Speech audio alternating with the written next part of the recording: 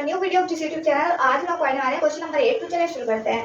यदि 3 cot a बराबर 4 हो तो जांच कीजिए कि क्या 1 minus tan square a upon 1 plus tan square a बराबर होगा cos square a minus sin square a के। तो देखिए यहाँ पर आपको क्या रखा है 3 cot a बराबर 4। ठीक, तो 3 जो है यहाँ पर गुणा में है, इधर ले जाएंगे तो भाग में आ जाएगा। ठीक है, तो cot a बराबर 4/3 हो गया और 4/3 जो है वो क्या है, आधार बटे लंब का मान है, यानी आधार और लंब के मान आपको पता चल गए। तो अब हम लोग क्या करेंगे, पाइथागोरस प्रमेय लगाएंगे। पाइथागोरस प्रमेय क्या होती है, एक गणितज्ञ थे जिनका नाम था पाइथागोरस, उन्होंने एक फॉर्मूला दिया जिसको बोलते हैं पाइथागोरस प्रमेय। तो ये क्या होता है कि कर्ण का स्क्वायर बराबर होगा लंब और आधार के स्क्वायर के योग के। तो कर्ण का स्क्वायर बराबर लंब का हमने मान रखा 3 और आधार का मान है 4। ठीक है, 3 का स्क्वायर होता है 9 और 4 का स्क्वायर होता है 16। दोनों को प्लस करेंगे आएगा 25 और यहाँ से हमने जब स्क्वायर हटाया तो अंडर रूट आ गया 25 पे और अंडर रूट 25 का मान होता है 5। तो यहाँ से हमें कर्ण का मान मिल गया 5। ठीक, तो अब हम लोग साइन ए, कॉस ए और टेन ए के मान निकाल लेंगे जो कि हमें फॉर्मूला में दे रखी है अनुपात।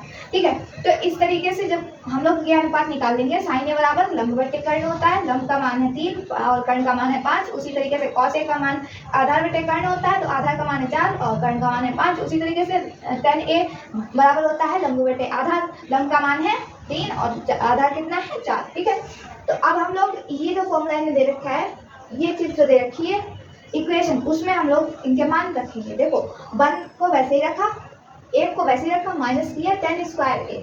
हमने तो tan a का मान निकाला था, यहाँ tan स्क्वायर ए है, कोई बात नहीं है, हम लोग इसका स्क्वायर कर देंगे, 3/4 का होल स्क्वायर लिख लिया, अपॉन में 1 प्लस tan स्क्वायर ए, तो 1 प्लस 3/4 का होल स्क्वायर बराबर लगाया cos स्क्वायर ए। तो 4/5 था cos ए का मान, उसका स्क्वायर कर दिया, माइनस लगाया, sin स्क्वायर ए है तो 3/5 का स्क्वायर हो गया। उसके बाद देखो यहाँ पर 1 के अपॉन में कुछ नहीं था तो 1 मान लेंगे, माइनस 3 का स्क्वायर 9, 4 का स्क्वायर 16 हो गया। बटे में क्या चल रहा है 1 प्लस 3/4 का स्क्वायर, तो हमने 1 के बटे में 1 रख लिया, प्लस लगाया 9 के बटे में 16।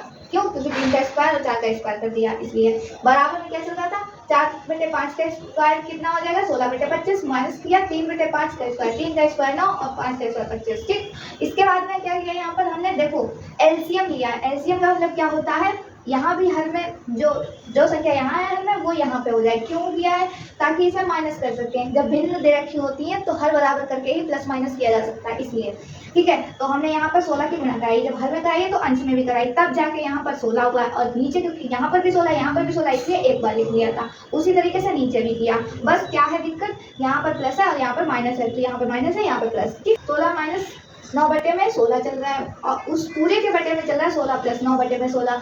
तो ये जो पूरे वाला बटे है, मतलब जो इन दो भिन्नों को अलग कर रहा है, उस बटे को हमने क्या किया, गुणा में बदल दिया। ये देखो 16 माइनस 9 बटे 16 गुणा।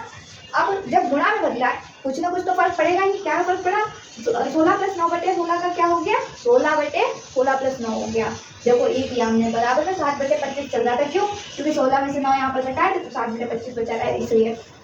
अब देखो ये वाला 16 इस वाले 16 से कैंसिल हो जाएगा। इसके बाद में क्या बचा, 16 माइनस 9 और बटे में 16 प्लस 9 बचा, तो बराबर में 7/25 ही चल रहा था। अब 16 में से 9 घटाएंगे तो 7 बचेंगे और 16 में प्लस 9 करेंगे तो 25 हो जाएगा। तो 7/25 इधर भी है, 7/25 इधर भी है, तो हम क्या लिख सकते हैं, अतः ये बराबर है। इस तरह से हम लोग ये क्वेश्चन सॉल्व कर लेंगे। उम्मीद करते हैं क्वेश्चन समझ में आ गया होगा। अगर वीडियो समझ में आई हो तो लाइक कीजिएगा, चैनल को सब्सक्राइब कीजिएगा। फिर मिलते हैं एक और नए वीडियो के साथ, तब तक के लिए धन्यवाद।